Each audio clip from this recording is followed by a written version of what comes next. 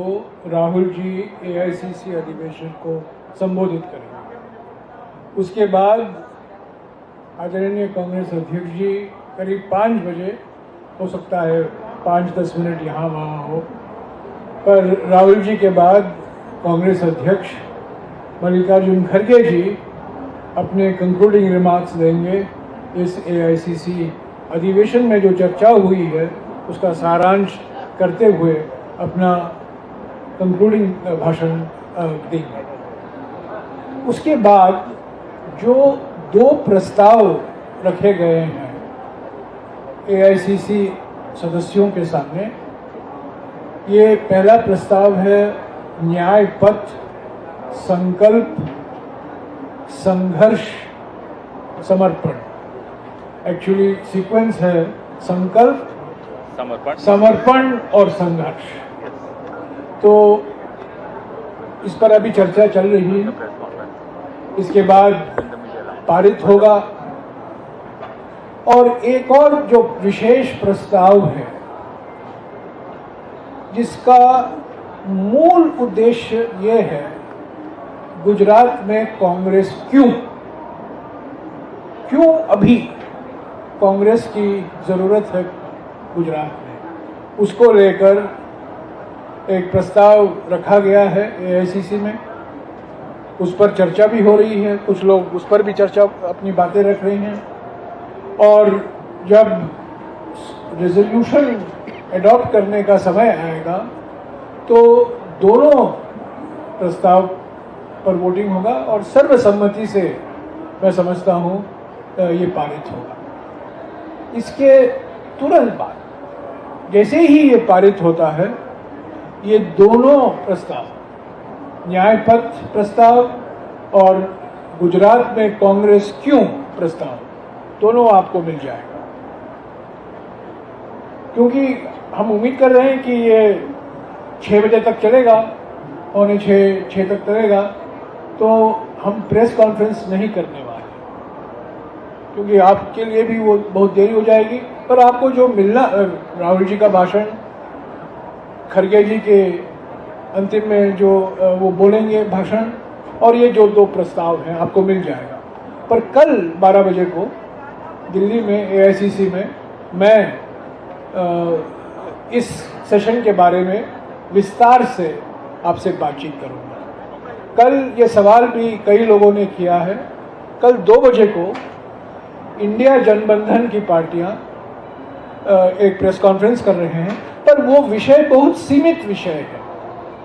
वो विषय data protection act को लेकर, जिस तरीके से data protection act, digital data protection act 2023 में पारित हुआ, और पारित होने का यह नतीजा है कि ऐतिहासिक क्रांतिकारी आरटीआई कानून जो 2005 में पारित किया गया था सर्वसम्मति से दोनों सदनों में, लोकसभा में और राज्यसभा में, और वह ऐतिहासिक कानून था पारदर्शिता, जवाबदेही के लिए।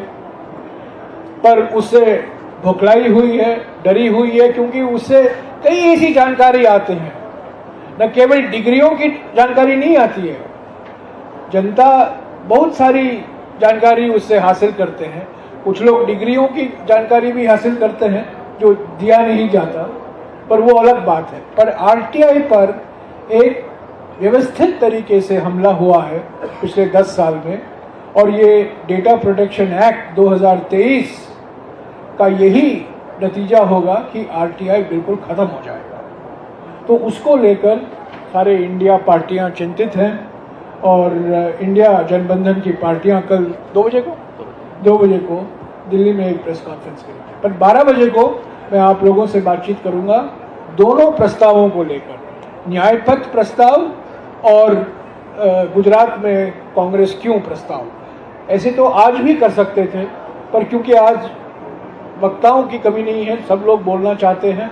राहुल जी भी बोलेंगे, लंबे समय तक बोलेंगे, खड़गे जी भी बोलेंगे, विस्तार से सारांश भी करना है जो कुछ हुआ है। कल जो सरदार पटेल स्मारक में बातचीत हुई और आज जो एआईसीसी सेशन में बातचीत हुई है, तो इसलिए मैंने उचित समझा कि आपको मैं पहले ही जानकारी दे दूं कि अभी 3:15 बज रहे हैं, 3:15 से करीब 6 बजे तक क्या कार्यक्रम होगा और कल का क्या कार्यक्रम होगा। इसके बारे में अगर आपके कुछ सवाल हैं, मैं उन सवालों को जवाब देने के लिए तैयार हूँ। मैंने कहा ना, राहुल जी बोलेंगे और कांग्रेस अध्यक्ष जी बोलेंगे। मैंने कह दिया ना, राहुल जी बोलेंगे और कांग्रेस अध्यक्ष बोलेंगे। वो कल होगा। वो कल होगा। इंडिया जनबंधन इसके बारे में मैंने एक लंबा स्टेटमेंट भी दिया है, वक्तव्य कुछ दिन पहले मैंने दिया था कि आरटीआई, और मैंने खुद जो संबंधित मंत्री हैं अश्विनी वैष्णव को मैंने खत भी लिखा है और खत भी मैंने सबको दे दिया है, आपको मिल गया होगा। तो डिजिटल डेटा प्रोटेक्शन एक्ट जो 2023 में पारित हुआ, उसका यही असर है, उसका यही मकसद था। प्राइवेसी का प्रोटेक्शन करने, संरक्षित रखने के लिए मकसद नहीं था, आरटीआई को खत्म करने का मकसद था। तो आरटीआई एक ऐसा पिछले 20 साल हो गए हैं, 2005 में पारित हुआ था, पर 20 साल से जो आरटीआई चल रहा है और राज्य के स्तर पर, जिले के स्तर पर, ग्राम पंचायतों में, केंद्र सरकार में एक नई कल्चर आई है, पारदर्शिता और जवाबदेही का कल्चर आया है, उसको समाप्त करने के लिए, खत्म करने के लिए। क्योंकि कई सवाल उठाए जाते हैं जो सरकार उसके बारे में जानकारी बिल्कुल देना ही नहीं चाहती। प्रधानमंत्री की जानकारी छोड़िए, पर सरकार की ओर से, सरकार से लोग हासिल करना चाहते हैं जानकारी, जो उनका अधिकार है, संवैधानिक अधिकार है, वो नहीं मिल पा रहा। तो इसको लेकर कल सारे इंडिया पार्टी, मेरे ख्याल से हमारे ओर से गौरव गोगोई जी होंगे, बाकी बिल रिलीज के कल आपको नाम मिल जाएंगे। पर ये लोकसभा में भी उठेगा अगले सत्र में, पर अब से हम इसको एक बहुत गंभीर मुद्दा समझते हैं, इसीलिए हम जनता के सामने, न केवल कांग्रेस पार्टी की ओर से मैंने तो कह दिया है, पर इंडिया जनबंधन के पार्टियों के ओर से ये एक सामूहिक व्यू आएगा कल कि हम इस संशोधन, इस कानून का विरोध करेंगे क्योंकि ये आरटीआई को खत्म कर रहा है। चर्चा चल रही है। हम गुजरात में मिल रहे हैं, ये सेशन गुजरात में हो रहा है, 6ठी बार गुजरात में हो रहा है और 30 साल हो गए हैं।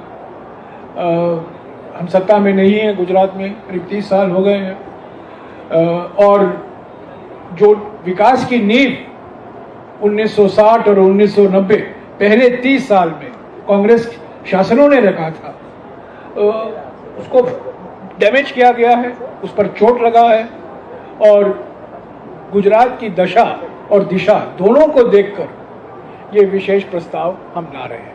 आगे की हमारी रणनीति क्या होगी गुजरात में, क्या मुद्दे हैं गुजरात में, कैसा आर्थिक नीति चाहते हैं हम गुजरात में, गुजरात के व्यापारियों के लिए, गुजरात के विद्यार्थियों के लिए, गुजरात के किसान और खेत मजदूर के लिए, गुजरात के मध्य वर्गों के लिए, गुजरात के उद्योगपतियों के लिए।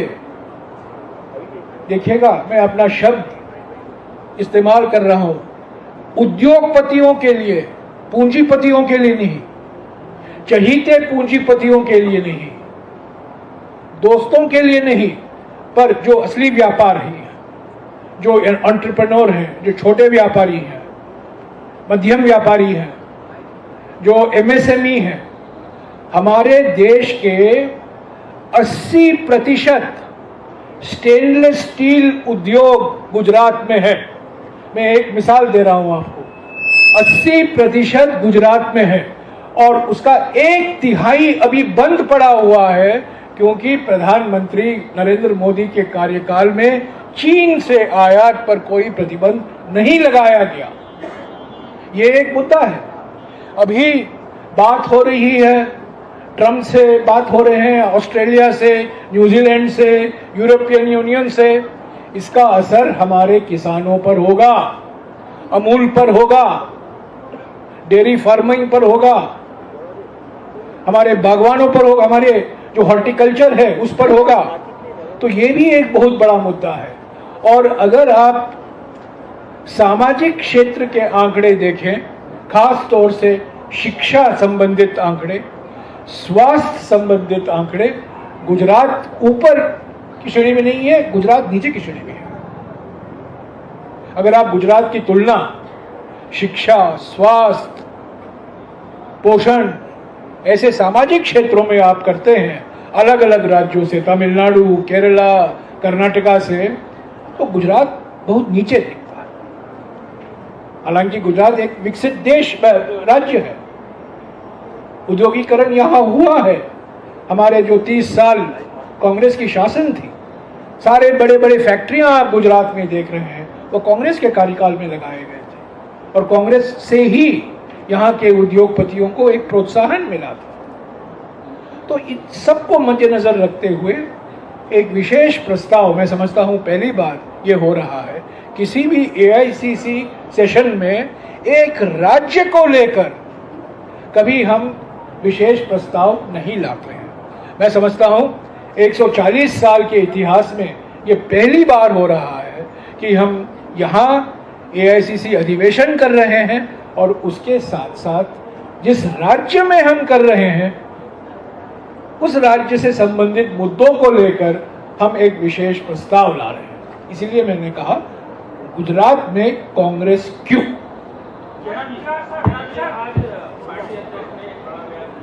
नहीं, अभी देखिए, इसी तक सीमित रखिएगा आप, दुनिया भर की बातें मैं बंद पूछेगा।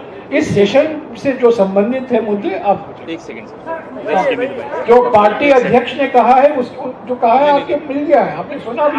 अरे आपको हर 1-1.5 घंटे में हमारा कोई न कोई नेता आकर आपके साथ पूरी बात साझा कर रहा है, तो आप थोड़ा संयम रखिए। अभी 1-8 घंटे में फिर कोई आएगा और आपसे अच्छी बात करेगा। 4 घंटे में और कोई वरिष्ठ नेता। राहुल जी के भाषण के पहले एक और सीनियर नेता आएंगे, आपसे बातचीत करेंगे। उसके बाद करीब 4:15 को राहुल जी AICC को संबोधित करेंगे।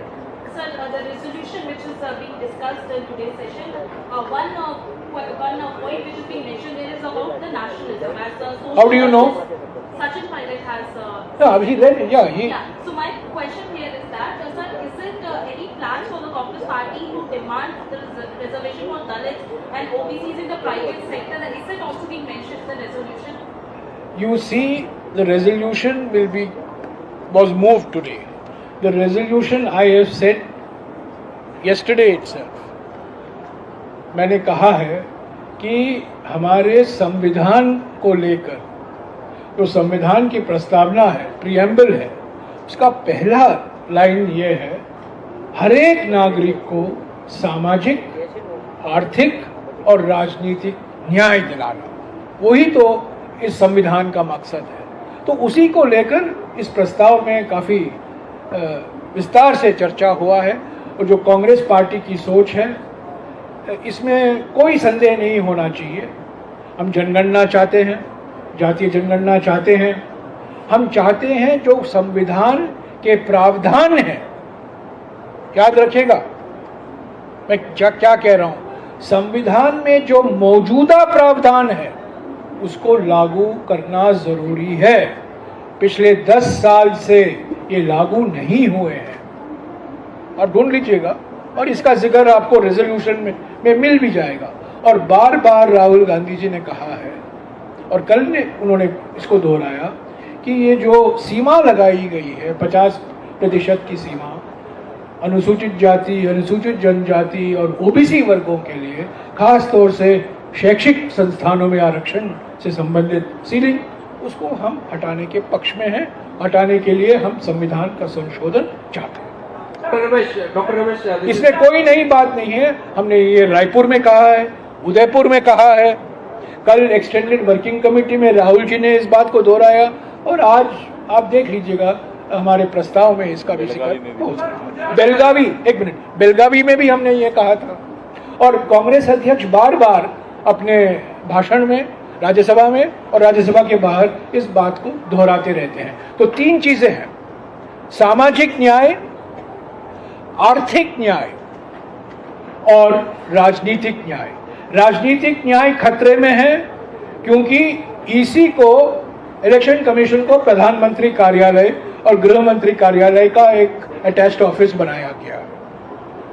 सामाजिक न्याय मैंने आपको कहा है, और आर्थिक न्याय इसलिए क्योंकि पिछले 10 साल की आर्थिक नीतियां सिर्फ 1 या 2 पूंजीपतियों के लिए है, व्यापारियों के लिए नहीं। जिस तरीके से जीएसटी लगाया गया है, व्यापारियों के लिए नहीं, छोटे उद्योगपतियों के लिए नहीं, मध्यम उद्योगपतियों के लिए नहीं, एंटरप्रेन्योर के लिए नहीं। हम चाहते हैं, कांग्रेस पार्टी चाहती है, बार बार राहुल जी ने यह कहा है, कल भी कहा, कांग्रेस पार्टी चाहती है जो जीडीपी विकास का दर है, जो अभी 6.2 या 6.3% है, यह न्यूनतम 8% होना जरूरी है, क्योंकि सिर्फ 8% विकास के दर से ही हम हर साल जो हमें 1 करोड़ रोजगार देने हैं, 1 करोड़ नौजवानों को हम दे पाएंगे। ऐसे तो नरेंद्र मोदी 10 साल पहले उन्होंने वादा किया था कि 2 करोड़ नौजवानों को हर साल वो रोजगार देंगे, पर वो नहीं हो पाया। और एक कारण ये है कि विकास का दर घटा है, और विकास का दर घटा है उसका पहला कारण है 8 नवंबर 2016 नोटबंदी, और दूसरा कारण यह है जल्दबाजी में जो जीएसटी लगाया गया है। तो ये आर्थिक न्याय, असली आर्थिक न्याय। हम चाहते हैं कि और संपत्ति पैदा हो हमारे देश में, और लोग अमीर हों, पर कानून के मुताबिक, कानून पालन करके। ऐसे नहीं जैसा कि हो रहा है, सारे बंदरगाह एक ही दोस्त को बेचे गए हैं, सारे हवाई अड्डे एक ही दोस्त को बेचे गए हैं, इस्पात के कारखाने एक ही दोस्त को बेचे जा रहे हैं, रेलवे का निजीकरण हो रहा है एक ही दोस्त के लिए, 1 या 2 दोस्त, हम 2 हमारे 2। उस तरीके की आर्थिक अन्याय के हम खिलाफ हैं। Dr. Ramesh, मैं गोपाल हूँ from the BBC. As you are rightly saying that Congress, AICC is going out of its way to sponsor a state-specific resolution. But don't you think the party has woken up a little late, because the last time party formed an independent government independently was in 1985, so it's been 4 decades now. And isn't it a failure of the party leadership also that there has been a mass leader emerged from Gujarat, or group of leaders who could, power the party to the power? And this is not a time for postmortem. We are looking ahead. no, but We have come here with a positive mind to look to the future. I leave the postmortem to historians and to journalists. Okay. Thank you. Okay.